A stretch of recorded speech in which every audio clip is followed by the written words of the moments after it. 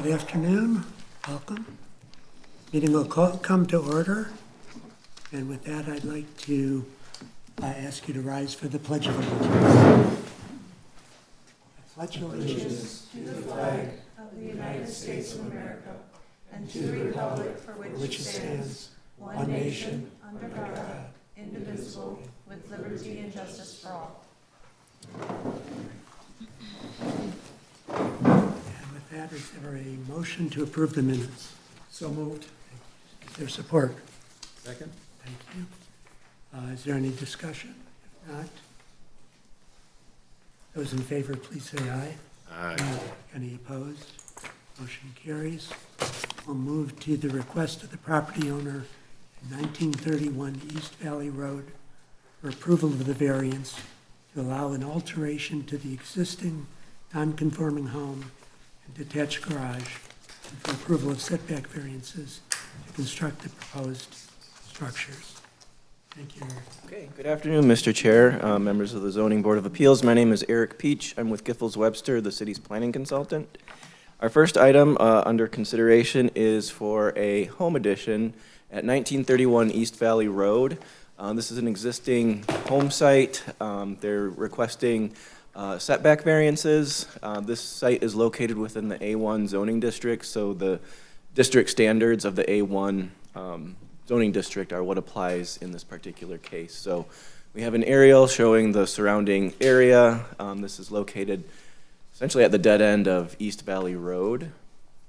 And then a zoomed in picture showing the existing home where the end of the street is located here, and then just some of the existing tree coverage on the back side of the existing lot. So as we apply the yard determination graphic, you'll see that the existing house is relatively close to the property line along East Valley Road, and so they have a relatively small or narrow front yard highlighted in green.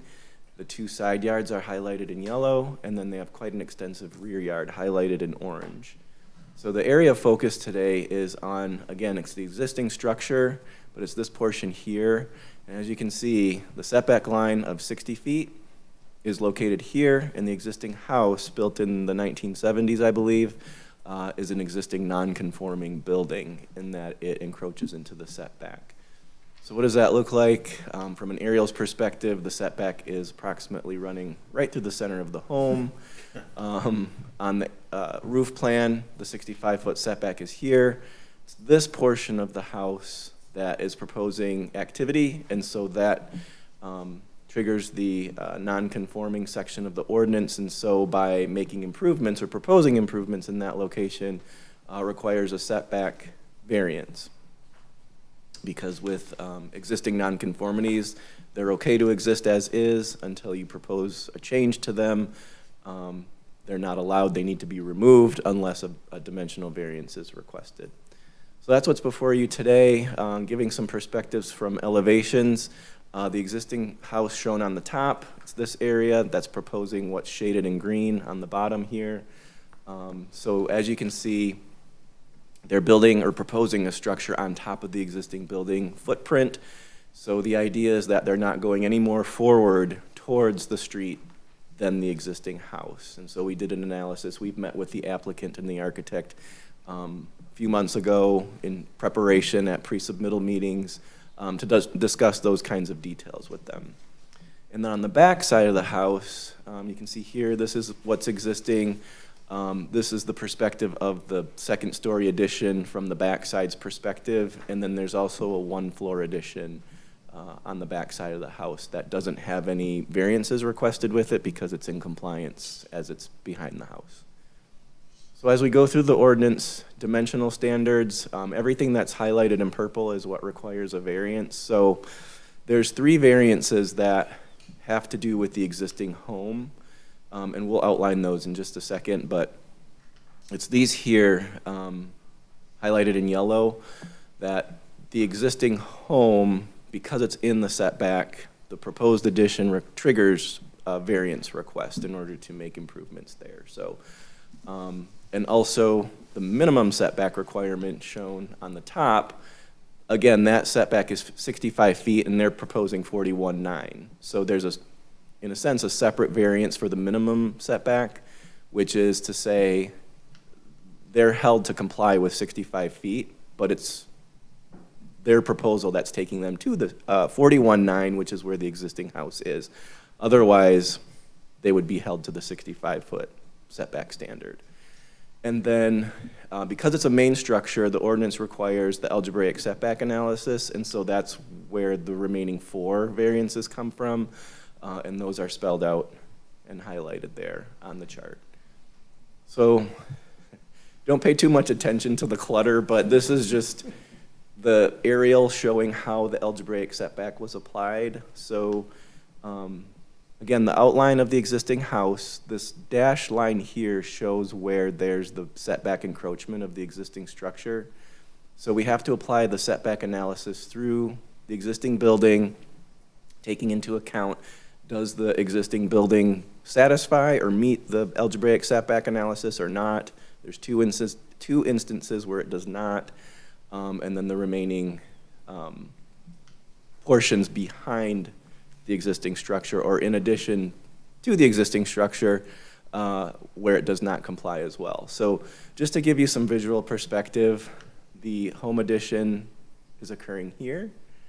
And again, that's on top of the existing structure, and it's not extending any further out than what's currently there. So again, just to give a little bit of a perspective of the variances that are requested, there's 6 in total. 3 are related to the existing home, and those are highlighted in pink. So it's variances 1, 3, and 4, and then 3 related to the proposed addition, that being 2, 5, and 6.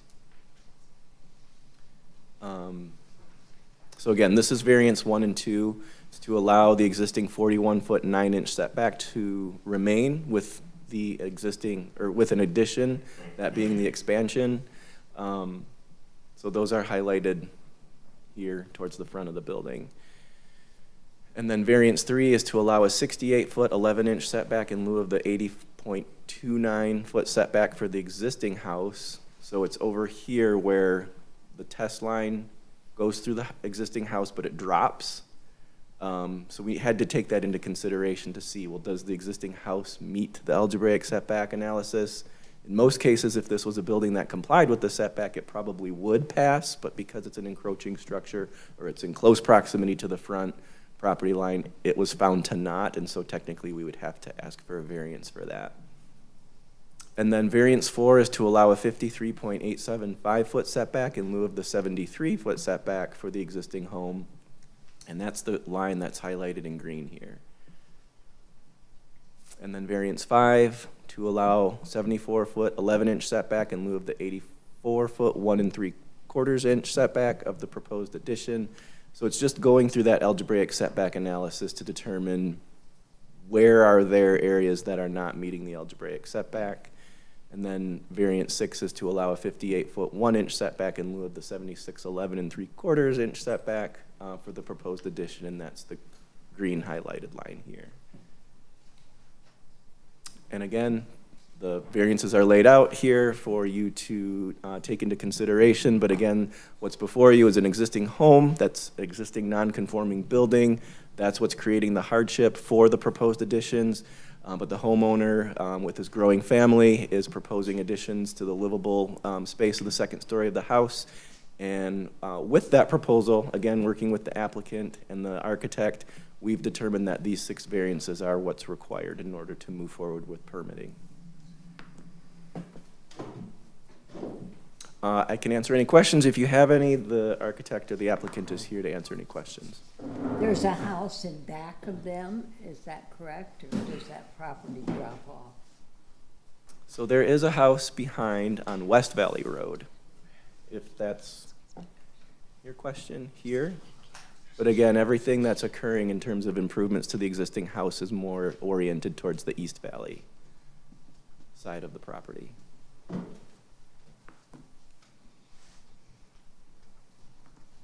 Other questions? Is the homeowner here or the homeowner's representative? Would you like to say anything?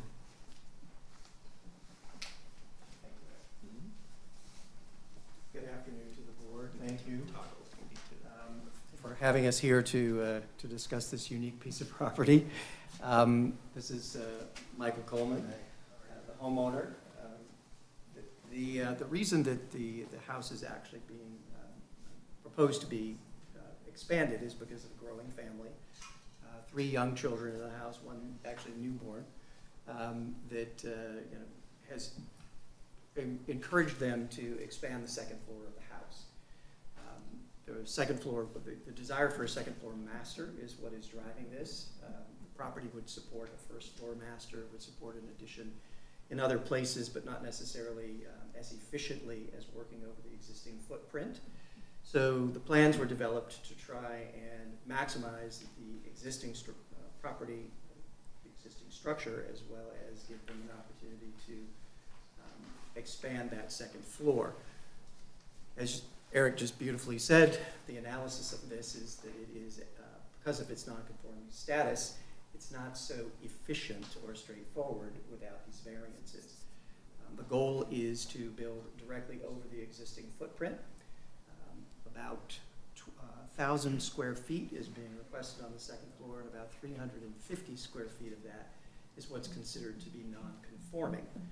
The 300 square feet that's being proposed to add on the first floor does not require any variances. So the first floor addition can move forward, but the second floor requires a deeper dive and your expertise to give us direction and guidance. So the second floor more than covers the garage? Correct. The second floor actually is currently covering, the second floor proposed is the garage and the mudroom that connects the garage to the main house. Toggling where, Eric? So either forward or backwards.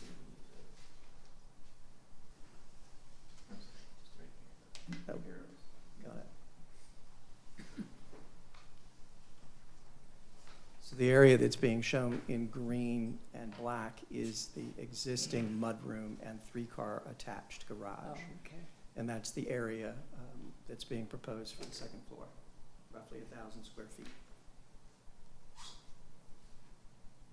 The other feature that we did not highlight was that there is a significant slope in the backyard, and that's probably why the house was located where it is on the property, because it was the only flat portion of the land. Back when the house was built, it was likely conforming. I don't believe that there was a 65-foot setback at that time. Otherwise, I can't imagine they would have built the house where they built it. So the property from East Valley to the neighbor to the west is at least a 20 to 24-foot elevation change. So building behind the house gets to be problematic because of topography.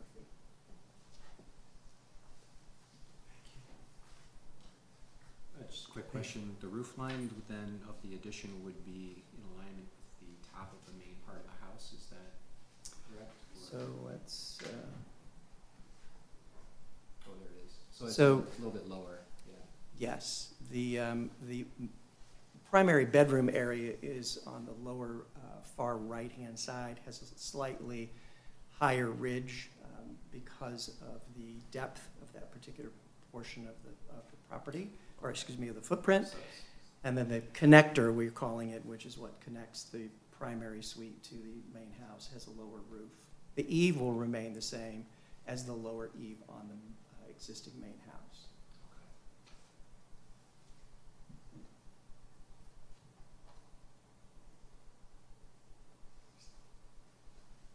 Is there anyone else that would like to make comments from the community? City's engineer? Nothing. Any further discussion? We entertain a motion. I'll move to approve the following variances on the proposed motion. It's a little lengthy. There are 6 of them this time.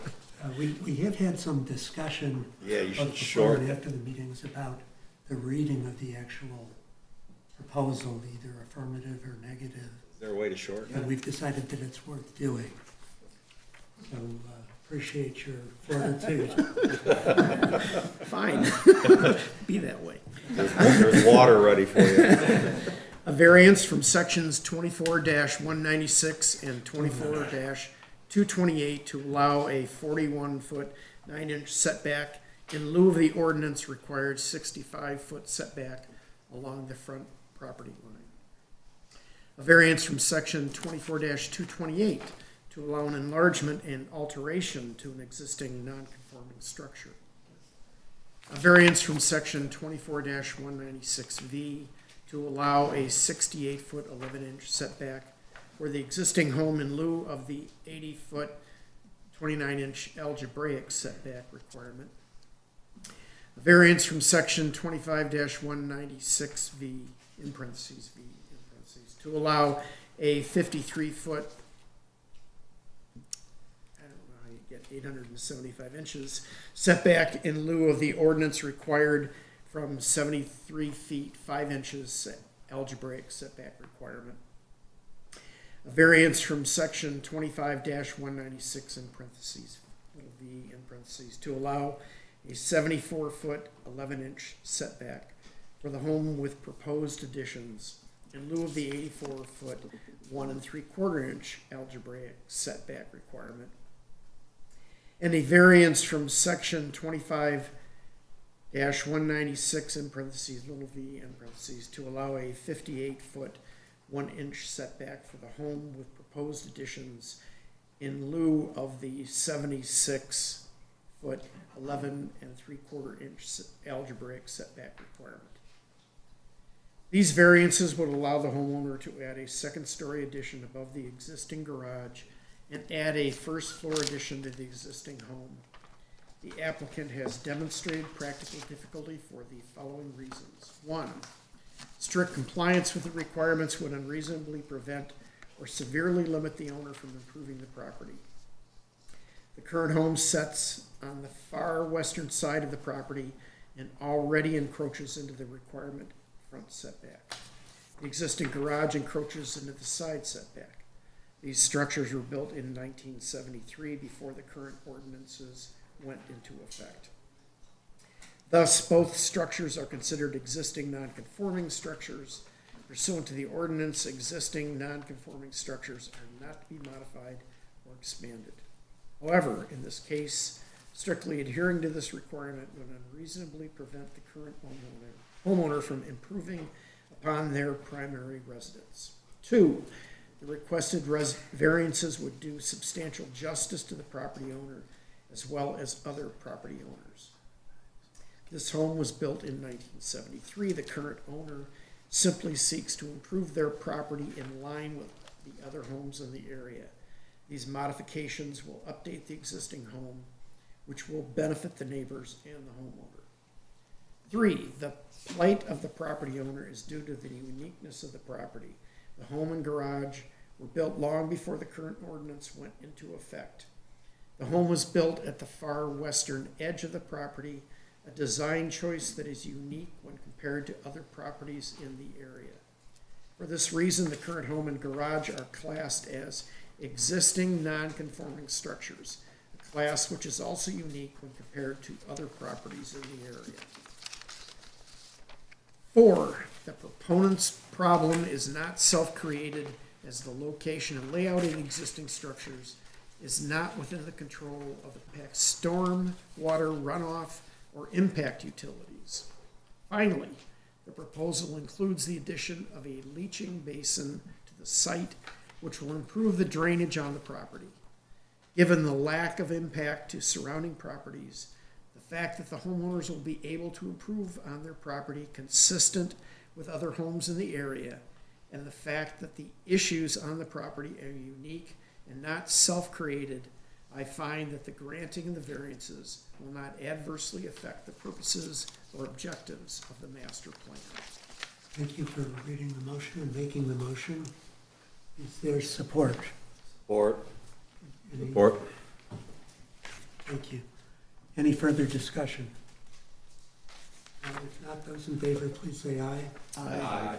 Any opposed? Motion carries. Congratulations. Thank you.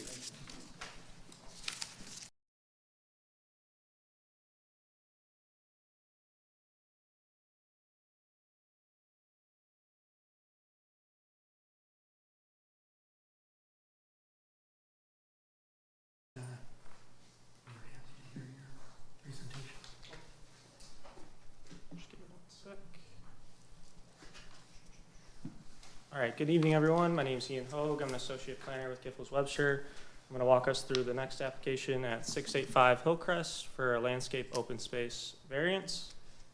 To start, the site is located in the southwest corner of the city in the A1 zoning district, and the variance request is to not meet the required 80% landscape open space. So there are some natural features and a brook located in the rear of the site. None of the proposed improvements impact that in any way, but we just wanted to make note of that. So just a closer aerial of the existing site. Back in 2025, the site came in for building permit applications for a home addition, as well as a planning commission application for some side and rear yard improvements for a pool, sports court, and a pergola, all of which were approved. And then earlier this year, the applicant came in and made some changes to the site with their building permit application, and within that application, we noticed that the driveway was reconfigured, as well as some small changes to the sports court and the other improvements that were approved by the Planning Commission. So this is the proposed layout. Key thing to note is the driveway layout is quite different from the original. The next slide will show a comparison between the two. So it's the driveway layout, as well as the sport court location, as well as slight changes to the patio space around the pool. All right. Yep.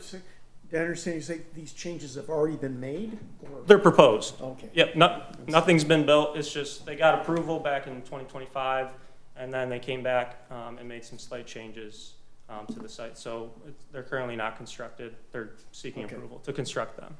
Thank you. Yep. And then So again, they want to have two driveways out, one on Vaughn and one on Hillcrest. not yet. I'll show, the next slide will show the difference. So the map and site plan on the left is what was originally approved within that building permit application and the planning commission application.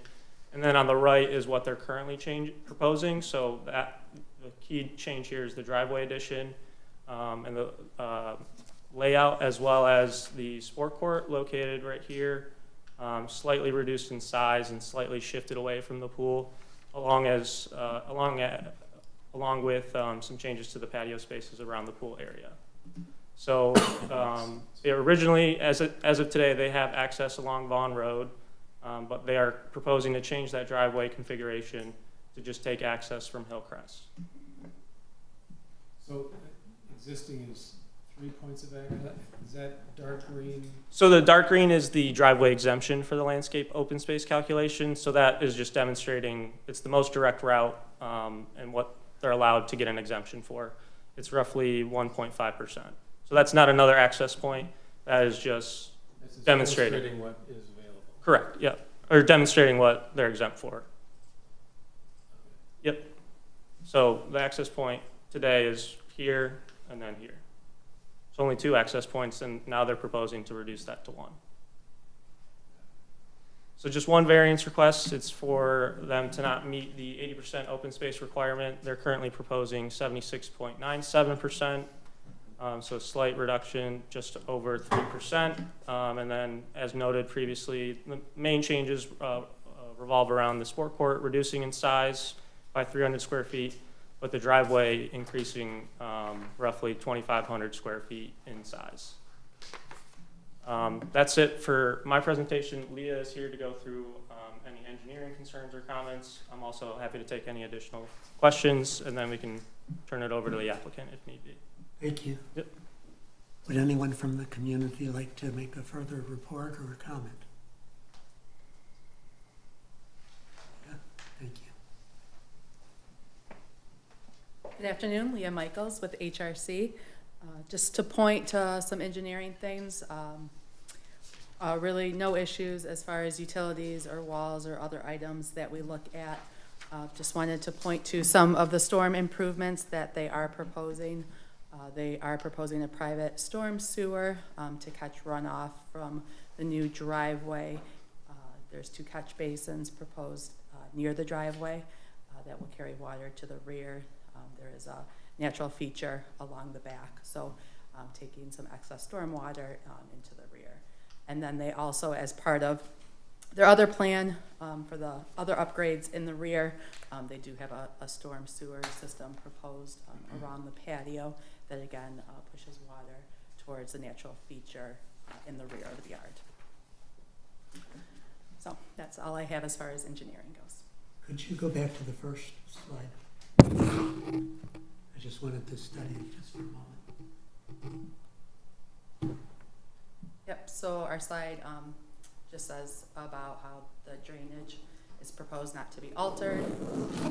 The scope of work does not appear to impact any utilities or other public or private utilities in the area. And then we always look at landscape walls to make sure they're in compliance as an engineering item that we review. Yeah, just a question, from an engineering standpoint, wouldn't this increase the runoff to the creek or whatever's running through there?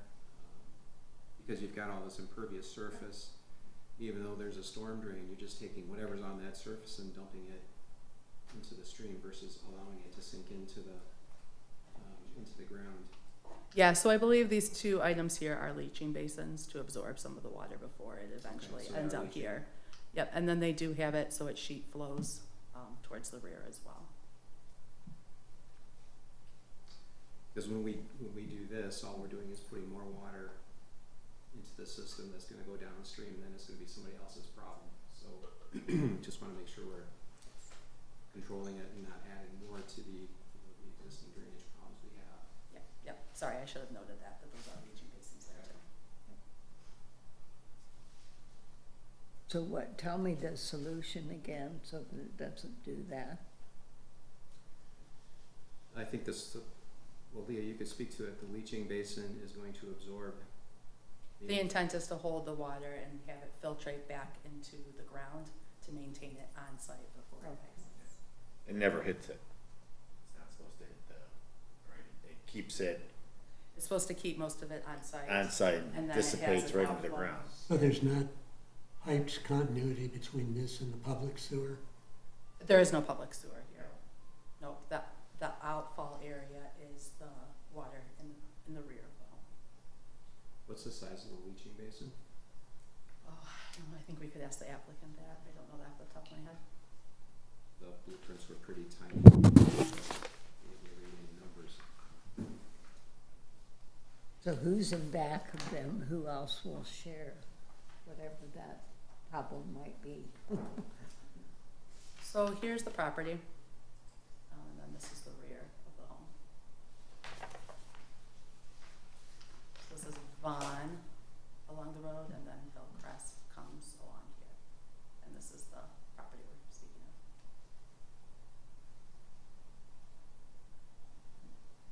And there's two leaching basins, or just one? One leaching basins?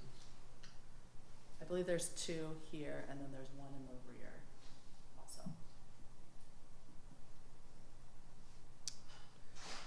So there are a couple houses close to them. So there's a neighboring property to the east, and then also one to the south along Vaughn.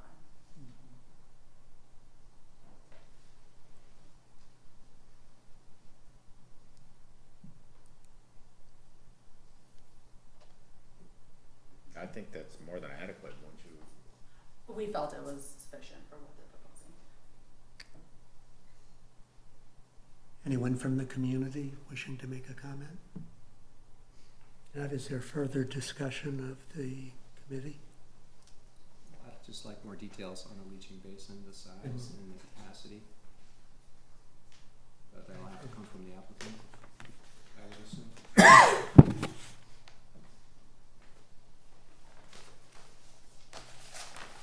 Do we have the And applicant? we're ready for a motion. No, he's got questions.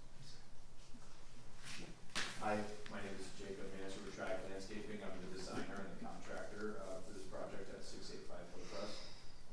Thank you to our friends at HRC for putting that together nicely. There are indeed 3 leaching basins for this property, and we did not disrupt the natural flow of the grade. The grade naturally tapers toward that stream, but we're going to help mitigate it with our 3 leaching basins. They're 24 by 24 inch.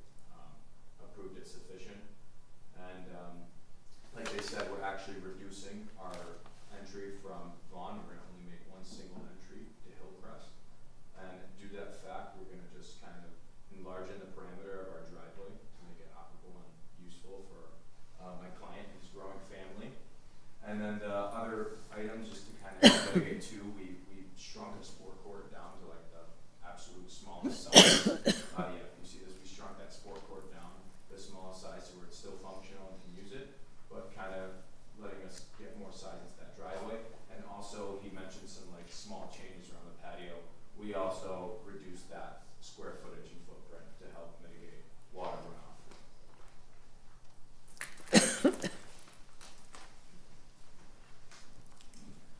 So the picture on the right, the proposed, that looks different than what we've got on the plan here. Maybe, I think maybe it's the angle I'm looking at it. Yeah, it is a funky angle how it Um, comes in. So, And the driveway is 20 feet wide, is that the, yes, okay. yes. Just from the standpoint of trying to get as close as you can to the 80%, is there any reason why you couldn't narrow the driveway a bit? And just a question. Hello, my name is Christopher Red. I'm the homeowner. So, as you can see, we're off of Vaughn. I have 3 little children, 3 little boys, 7, 8, and 9. They're basically triplets, and they're on their bikes and their scooters. And we have Amazon and FedEx vans just pulling in pretty quickly, and my kids are pretty small. It's hard to see them, and I was worried about their safety. So we started putting orange cones on the driveway off of Vaughn so they wouldn't just speed right in. And the big vans that they are, they actually ran those over. So I figure the best thing is it'll be better for the community and better for my family to eliminate one entrance into my property. When vans and cars pull into the property, they have to stop, wait for opposing traffic. It builds up the traffic on Vaughn Road. So eliminating that entrance would, I would think, you know, from what I understand, I'm a commercial developer. It's always favorable to the community, the traffic, and the safety to eliminate or have less entrances than more. So I think that's going to be a benefit to the community and for myself to eliminate that completely. And in order to do that, I'm now have one entrance in and one entrance out. So the most efficient and operable way for the cars to come in and out to my just, reduce to one drive in now is to have this layout. And it increases my coverage by 3%. So I with the 3 catch basins in there, which is more than ample, more than what we were required to have, I believe it took care of the whole water issue. And this will be a benefit to my family and the community. Is, again, just about the width of the driveway, is there a reason it has to be 20 feet versus, something a little narrower? We want 2 cars to be able to pass each other comfortably on in the way in and the way out. If you reduce that run in that length, even if you reduced it to something say 18, it's not something impactful enough to be like, hey, we're taking that down. It's going to make a big difference. We're still going to keep those 3 leaching basins. We're still going to mitigate the water. As a functionality standpoint, logic stands to say, hey, keep that width so we can take a car in and a car out at the same time. As now there's only going to be one entry to this property. What about though the continuation of the drive back to the garages? Can't you narrow that, because vehicles aren't, you don't need to have. That actually comes to a standpoint of, he has this garage and it's kind of protruding out so much to the left side if we're looking at this from my angle, and for a car to back out of the garage and do a turnaround, that other shaded portion, I don't know if there's a laser pointer, this other shaded portion right here, this existing, is kind of blocking cars backing in and out of here, so we needed this width over here to actually make a from here to there functional turnaround.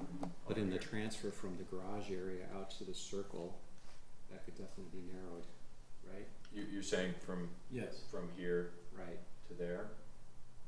So I didn't want to have a situation, considering it's 3%. I didn't want to have a situation, and we did the exercise with on site where I would be leaving and a car would be coming in, and we'd be, we'd have to go around each other.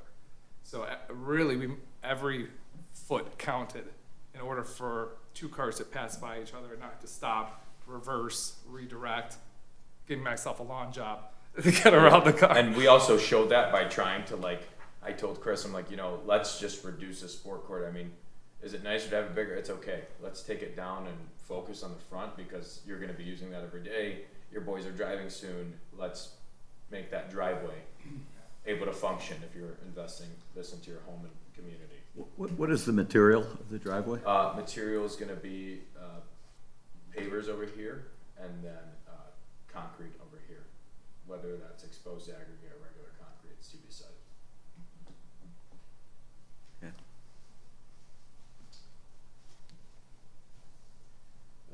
You know, one of the things that we're asked to consider when reviewing these is, one of the questions is, was this self-induced or self-inflicted, this condition? And I looked to all the surfaces that were covered just a couple of years ago.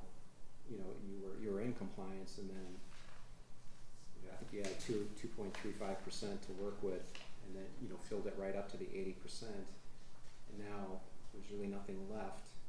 So I'm struggling with understanding how I should vote on this, because it does seem like it was somewhat self-inflicted because of all the work that was done previously to it. It wasn't a condition of the lot, it wasn't a condition of anything pre-existing, it was all the things that were built previously that now bring it up to a point where there's nothing left according to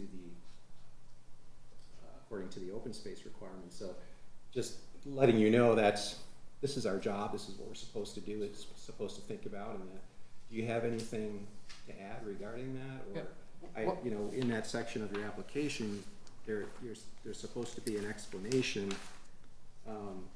Would a lesser variance than a request to give substantial relief to the applicant or be more consistent with justice to other properties? You said no, but there's no explanation. So really what led this is eliminating the entrance to provide more safety and protection for the kids. And the most efficient way to have one driveway in and out was this coverage here. And we did the best in the back of the extras around the pool and sports court to reduce that in order to have this one driveway really work. If it's gonna have a problem where there's cars get locked and not be able to go around each other, I'd rather just keep that entrance or the second entrance off of Vaughn and kind of close it off with my own way, which I don't want to do. I think it'd be better for the traffic if it was eliminated. And I mean, I didn't think the 3% was. Well, it's the old problem of where do you draw the line, right? I mean, is 3% okay? Well, maybe 5% is okay, and maybe 6% is okay. So I mean, again, our job is to look at this and to try to follow the steps and ask the right questions. And the question is, could a lesser variance give substantial relief? And to Commissioner Hostler's comment, it seemed like it made a lot of sense to maybe reduce the width of the driveway back to the garage. I mean, most of your traffic's going to be coming in, whipping around the circle, and kind of positioning to move on out again. I mean, if you've got two-way traffic going from the circle to your garage, I mean, you've got a very busy household.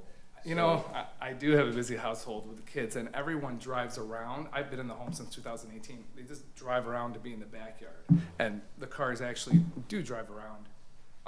And that's why I wanted to have a little more space for them to get by each other, to tell you the truth.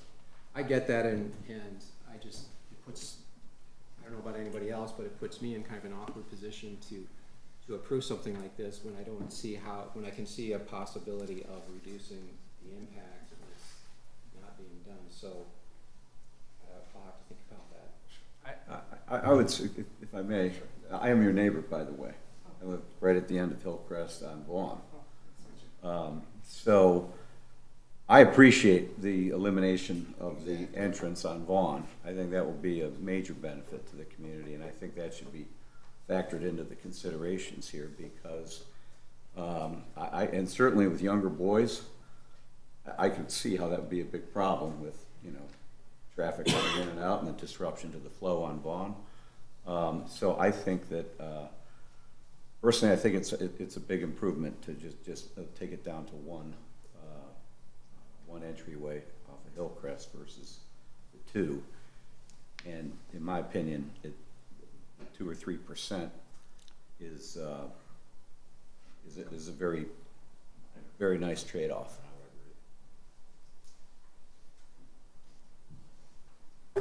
Particularly with the catch basins. Has anyone done the math on what the catch basins will They've do? gone back and forth. My engineer in HRC, they were more than sufficient. So that makes up for the, Correct. That makes up, I think, beyond the additional 3% runoff. You yeah, are I think by since far catching that. if you're taking those steps proactively, I think we should acknowledge that myself.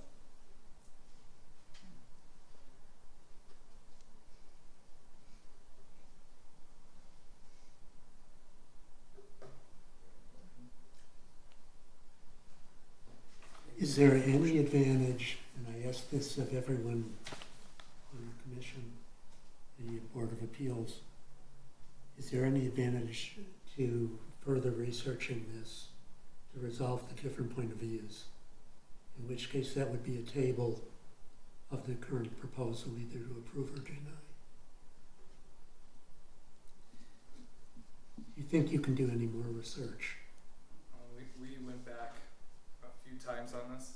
and- Research for what issue? I'm confused. The basins or Oh, the there's width a of 3%, approximately 3% at risk here of nonconformance. But if the basins, And apparently there's, from your point of view, no other way to resolve it but to make a variance. And I've heard at least two different points of view on whether we should approve or not approve the variance. There's nothing else you can do. If you're asking if there is like a scenario where we can get this under the 3% and keep this layout and not have the single entrance, the answer would be no. I just wanted to Yeah. understand from your point of view, Yeah. you're ready to call the question. The biggest research was on the water Would and you like to say anything, Alana? Yes, just to clarify any confusion, because I think there may be some. The question is not whether the catch basins in particular will alleviate the runoff. That is certainly a factor which can be considered by the board, but it is not the salient question. The question is whether the variance meets the standard of practical difficulty, and that is a multi-part question. The board has to find that this layout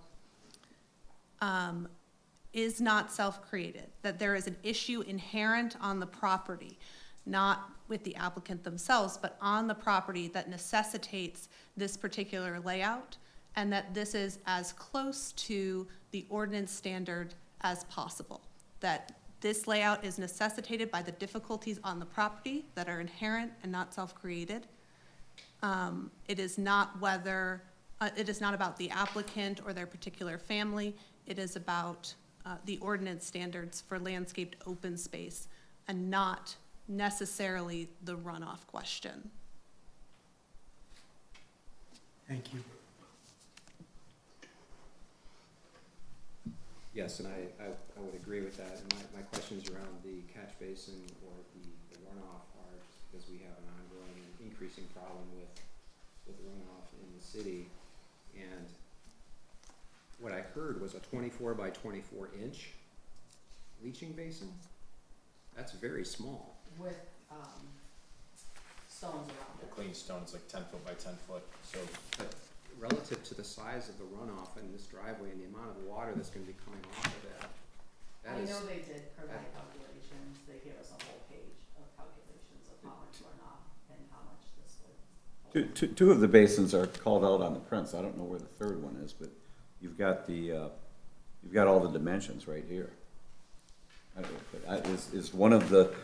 Is the third basin the same dimensions as one of these two? you mind if I Go right ahead. I believe the third is in the rear of the property.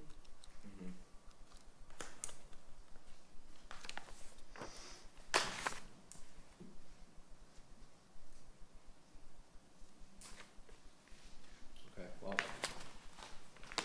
do the calculation, I don't know if it follows the exact size.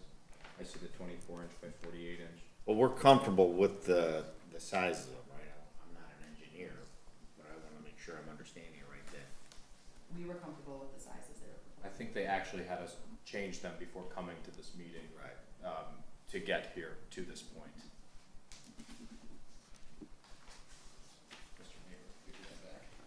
But the plans don't, at least the ones that we've got, for the notes and the details on the residential outdoor alteration only show two. There's one we put in for our rear yard plan when we went to submit that in order to get the rear yard approved. So that's not here. It exists right now in the rear yard. Yeah, it's not in front of you, Mr. Chair, but in the rear yard, we are putting that in for additional water runoff from the rear yard. Even though our rear yard was under the proposed coverage, we thought it would please the planning commission to where we actually had to go, because our unique lot has mostly side yards, so we had to go to planning commission approval for everything. And in our planning commission, we had put a leaching basin in the backyard.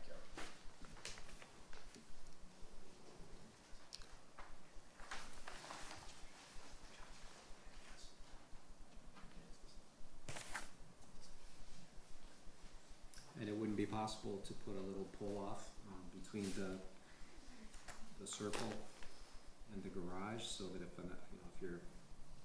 you've got traffic coming out of the garage at 30 miles an hour or whatever the case may be, you've got a place where you can just pull off and let somebody by, and then you can, versus increasing the width of the driveway. And again, this goes back to, this is not that I have any issue with a 20-foot driveway. I don't care. It's fine. I understand the two-way traffic. The problem I have is that I'm trying to go by the way we're supposed to decide these things. And the question is, can a lesser variance be achieved here? And I think the answer is yes. And I just don't know that you're saying you can't, but I think you can. And that's my position on it. Now, nobody has to listen to me here, but that's just where I'm coming from. Can I just ask your guidance on, in your version of a lesser variance, are we talking about, is that like the way you see it as instead of 3%, it's 2.5? Is that kind of where you're coming? Because that's the challenge, right? I understand your point completely, right? We have, I think, at what point is it 2%, 4%, right? But then the balance is safety. Sure, no one's running a business out of there, but I have younger kids and I have Amazon deliveries because my wife and I each work, and cars coming in and out. It happens more frequently, not all day. That's a stretch, but that's the balance that we have to weigh. Is two cars coming at the same time versus, is it 4%, 5%, 6%? At what point is what's the magic number? There is no magic number. It's a case by Would the case city's basis. attorney like to make a comment? Yes, I would advise, the board's role is not to necessarily advise applicants on what percentage is acceptable to violate the ordinance. The answer is 0% ideally, but this is an appeals board.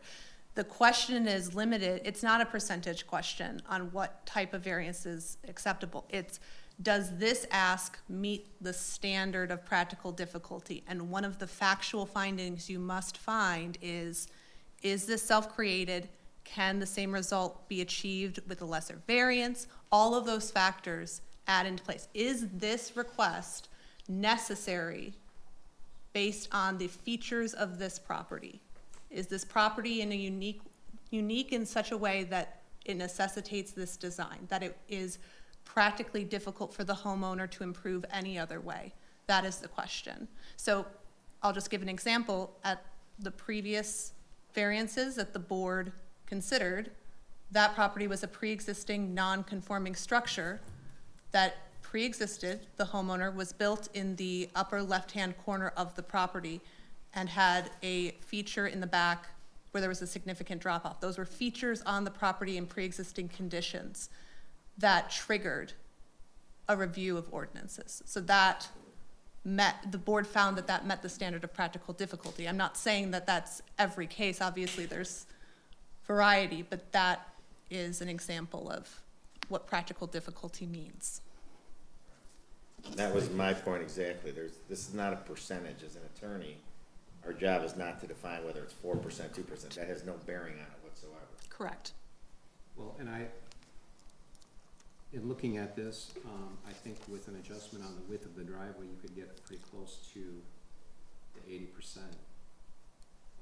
There's a substantial amount of square footage there if you went from 20 down to, let's say, 12 feet for let's say 75% of that section, and then you had a little turnout area. So again, going back to what I'm charged to do here, I look at it, I see a lesser possibility. I don't see it as being a safety issue. I mean, I've got a driveway, a long driveway, just like this one. It's no more than 10 or 12 feet wide, and I mean, I'm not saying I'm comparing, I'm just saying that these things exist and they're not considered unsafe. Yes. So that's just where I'm coming from, and I do understand that, and I do think our practical difficulty, I'm not a resident of this neighborhood, I'm a contractor. And like our neighbor here said, there's not many homes still existing on Vaughn with this double entrance, and us eliminating that pre-existing condition from before we lived in this house, before my client lived in this house, that would kind of alleviate that and make it better for the community. And then the reason that percentage is brought up, because you know, you saying put this to 12 from 20 with a runoff. Well, how big is that runoff? From going from this 12 to 20, are you still in need of a variance because you're exceeding that 80%? I can't speak to the numbers of reducing that 8 foot would get us in that threshold of 80%. Would it get us closer? Yes. But at that point, is it worth it, that variance to go? That's just the whole percentage question, and it's not our place, I guess, to determine that percentage. That's just my point of view from things. Thank you. Are there any other questions or comments? In fairness to the robust discussion we've had, I'd be happy to make a motion, but I'd also defer to anyone else. I move to deny the request for this dimensional variance because the applicant has failed to establish practical difficulty for the following reasons. 1, strict compliance with the ordinance requirements would not unreasonably prevent the owner from improving their property. The owners can design a driveway that meets the landscape open space requirements. They are choosing not to. 2, a variance would not do substantial justice to the applicant and to other property owners. The landscaped open space requirement preserves the character of the city. It permits reasonable development while maintaining the natural beauty of the land within the city. It is within the power of the homeowner to design a driveway which meets the landscaped open space requirements. There are no unique circumstances on this property. The dual frontage on the lot is not within the issue in this case. The proposed design of the new driveway is the issue, and that is within the control of the applicant. Number 4, the applicant's problem is self-created. Homeowners added a number of accessory structures, including a pool, pool house, pool fence, and a sports court to the property in 2025, which reduced the landscaped open space on the property to 82.35% to 80.02%. The homeowner is now proposing a driveway design which reduces the landscape open space below the ordinance requirements. The design includes a circular driveway component which eats into the landscape open space. This is not needed nor necessary to reduce the access points on the property or improve the functionality. It is simply a desired design feature. The applicants created this issue both with their 2025 improvements and their current proposed design of the driveway. 5, the granting of the variances will adversely affect the purposes or objectives of the master plan, as the goal of the master plan is to bring properties into compliance with the ordinance. There is no feature on this property which justifies granting a variance. In this case, the applicants need to work within the bounds of the ordinance to improve their property. So in summary, this is a motion to deny the variance request. Is there support? Support. Support. There is support. Is there any further discussion? If not, I'd like you to raise your hands if you support a motion to deny the variance.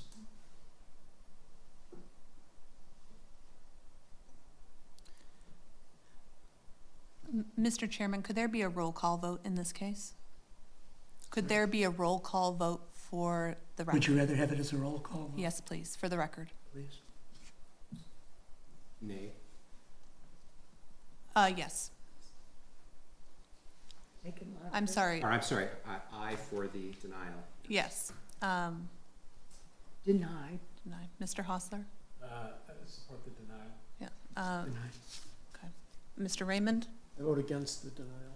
Okay. Mr. Shia, Shea? I vote against the denial. Okay, and I apologize, I can't see your name. All right. Carol, And Mr. Carroll, I vote against the denial. thank you very much. Can I speak? Thank you. The motion to deny has passed, so the denial is in force. And you're welcome to make any comments you'd like to. I wanted to speak before the motion. I didn't get a chance to about the uniqueness of the property. The fact that I have two very large side yards is very unique and a very small rear yard because I am off the road. The fact that I have a stream running to the back, it makes a lot of things. It created a 25-foot setback from a natural feature for me that is very unique. And if you see the full property here, which you cannot, I have a tail of the property that's behind my neighbor that it's completely unusable. I don't know if you have a view of the complete property. It's my duty to tell you that this does not affect the vote nor the conclusion Correct. of the Zoning Board of Appeals. That is You're correct. welcome to go on, but the vote has been taken and recorded. Is it a possibility to table so I could fully explain the uniqueness of No. the property? No, the vote has been made, seconded, and has passed. It was a 4-3 vote. What is possible for the applicant to do now is to either appeal the decision of the board to the circuit court or to go back and redesign the driveway with a sufficiently different application, come back if a variance is needed, and to make all of the arguments that you wish to about the uniqueness of the property and include those arguments in the application for a variance. So those are the two options which are available to the applicant at this time. Thank you very much. Thank you. And with that, is there a motion to adjourn? So moved.